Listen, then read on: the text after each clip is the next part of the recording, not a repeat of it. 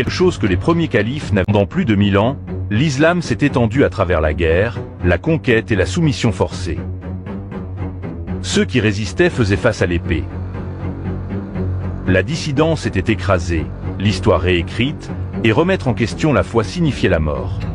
Pendant des siècles, l'islam a maintenu son pouvoir en contrôlant le récit. Mais ensuite, quelque chose s'est produit, quelque chose que les premiers califes n'avaient jamais vu venir. Internet a brisé le monopole de l'islam sur l'information. Soudain, n'importe qui pouvait accéder à l'histoire, analyser le Coran et exposer des contradictions autrefois cachées.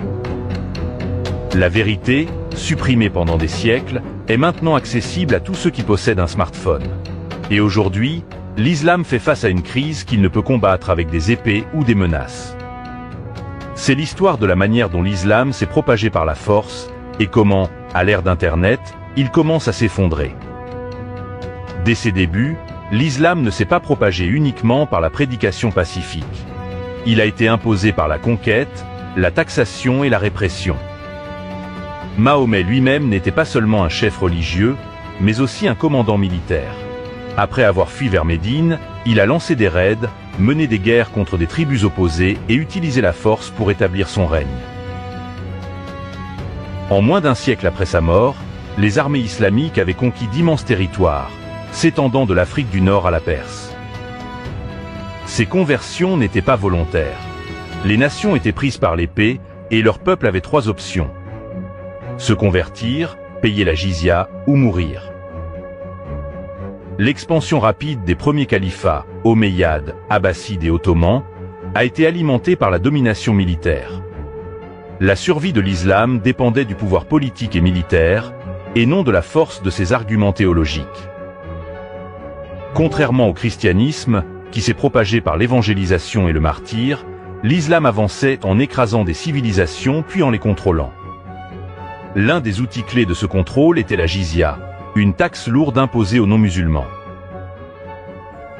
Ceux qui refusaient de se convertir étaient obligés de payer cette taxe dans des conditions humiliantes, souvent en échange d'une protection qui pouvait être retirée à tout moment. Beaucoup se convertissaient simplement pour échapper à l'oppression. D'autres étaient réduits en esclavage, exilés ou exécutés. Le soi-disant âge d'or de l'islam n'a pas été construit sur une foi volontaire, mais sur la soumission, souvent sous la contrainte. Mais la conquête militaire seule ne suffisait pas. L'islam devait également contrôler le récit pour assurer sa domination. Il utilisait des lois contre le blasphème, des punitions pour apostasie et du révisionnisme historique pour faire taire la dissidence. Remettre en question Mahomet ou le Coran était puni par l'exécution ou l'exil. Toutes les idéologies concurrentes, qu'elles soient chrétiennes, juives, zoroastriennes ou hindoues, étaient supprimées. Leurs textes sacrés détruits ou réécrits à travers une perspective islamique. Les dirigeants islamiques ont activement réécrit l'histoire pour présenter l'islam comme tolérant et pacifique. Les savants islamiques ont forgé des hadiths qui justifiaient leur règne, promouvaient la conquête comme un devoir divin et supprimaient tout détail peu flatteur sur la vie de Mahomet. Les sources anciennes ont été soigneusement sélectionnées et censurées pour garantir que l'image de l'islam reste intouchable. C'est pourquoi la plupart de ce que nous savons sur Mahomet provient de textes islamiques écrits plus de 200 ans après sa mort, par des savants qui avaient toutes les raisons de le glorifier. Pendant des siècles, ce système a fonctionné. Les gens n'avaient aucun accès à des idées concurrentes, aucun moyen de vérifier les affirmations islamiques, et aucune option sinon de se soumettre. L'unique histoire qu'ils connaissaient était celle écrite par leurs dirigeants. L'expansion de l'islam reposait sur des épées, la censure et la peur. Les musulmans sont souvent informés que Mahomet était l'homme le plus honorable qui ait jamais vécu. Mais les propres sources de l'islam peignent une image très différente. Les musulmans défendent le mariage de Mahomet avec Aïcha en affirmant que cela était normal à l'époque. Mais même dans son propre temps, épouser et consommer une relation avec une enfant de 9 ans était troublant. Selon Sahih al-Bukhari, 5133. Le prophète a épousé Aïcha lorsqu'elle avait 6 ans et a consommé le mariage lorsqu'elle en avait 9. Dans Sahih Muslim 3481. Aïcha dit que le messager d'Allah l'a épousée à 6 ans et a consommé le mariage à 9 ans. Le fait que cela soit enregistré dans les sources les plus authentiques de l'islam signifie que les musulmans ne peuvent pas le nier. Au lieu de cela, ils tentent de le justifier en disant que c'était normal à l'époque. Mais en réalité, de nombreux autres hommes de cette époque attendaient la puberté avant de consommer un mariage. Quel genre de prophète prétend être la norme morale de l'humanité et couche ensuite avec une fille de 9 ans? Mahomet permettait le viol des captives féminines. Les savants islamiques admettent que les relations sexuelles avec des femmes capturées étaient permises. Le Coran lui-même ordonne cela. Coran 4, verset 24. Et vous sont interdites les femmes mariées, sauf celles que vos mains droites possèdent. Cela signifie que les hommes musulmans étaient autorisés à avoir des relations sexuelles avec des captives, même si elles étaient déjà mariées. Les hadiths confirment que cela a été pratiqué. Dans Sahih Muslim 3371, nous avons pris des femmes captives et nous les avons désirées. Mais nous voulions aussi une rançon. Nous avons donc interrogé le prophète sur le coït interrompu. Il a dit, faites-le si vous voulez, mais ce qui est décrété arrivera. Cela montre que les compagnons de Mahomet prenaient des femmes comme esclaves sexuelles après les rafles et les batailles. Au lieu de condamner cela, Mahomet l'approuvait. Un vrai prophète permettrait-il à ses disciples de violer des femmes? L'islam enseigne que Mahomet était miséricordieux, mais l'histoire montre qu'il ne tolérait pas la critique. Il faisait assassiner ceux qui se moquaient ou remettaient en question sa mission. Ka'b bin al-Ashraf, un poète qui se moquait de Mahomet, a été assassiné sur l'ordre de ce dernier. Ibn Ishaq, 551. Asma bint Marwan, une femme qui écrivait des poèmes critiquant Mahomet, a été tuée dans son sommeil par ses partisans. Ibn Ishaq, 819. La réponse de Mahomet à la critique n'était ni le débat ni le pardon, mais le meurtre. Les musulmans affirment souvent que l'islam honore les femmes, mais le Coran permet de battre sa femme. Coran 4.34. Quant à celles dont vous craignez la désobéissance, admonestez-les, éloignez-vous d'elles dans le lit et frappez-les. Mahomet lui-même a donné l'exemple. Selon Sahih Muslim 2127, Aïcha a dit que le messager d'Allah l'avait frappé sur la poitrine, ce qui lui avait causé de la douleur. Pourquoi Dieu enverrait-il un prophète qui abuse physiquement de sa femme?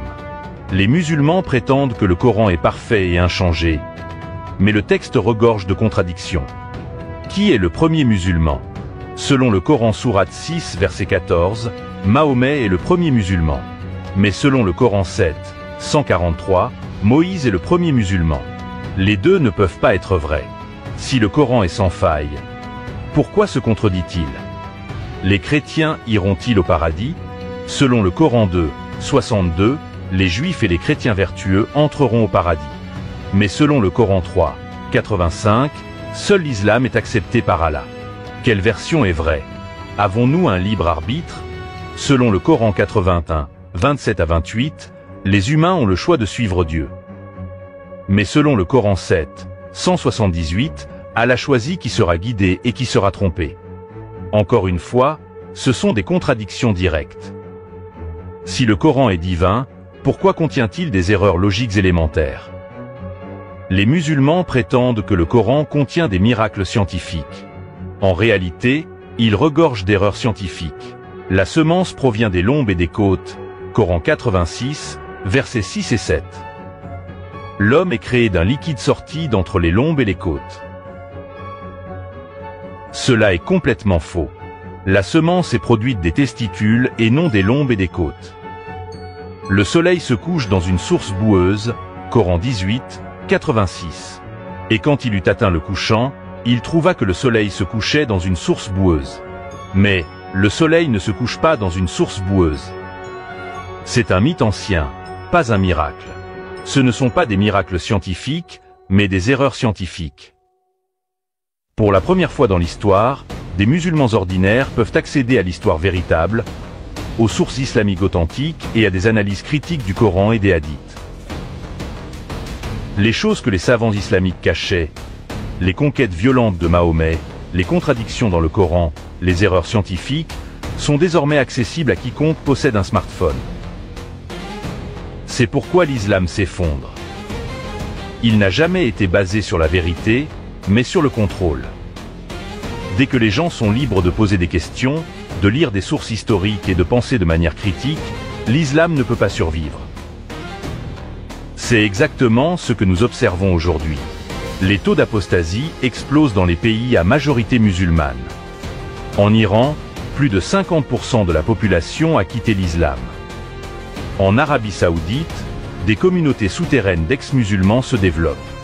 À l'ouest, d'anciens musulmans exposent publiquement les failles de l'islam et leurs voix deviennent de plus en plus fortes. L'islam a été construit par l'épée, mais il meurt par Internet. L'islam est en crise. Ses dirigeants sont désespérés pour faire taire les critiques, interdire des livres et restreindre l'accès à Internet. Mais il est trop tard.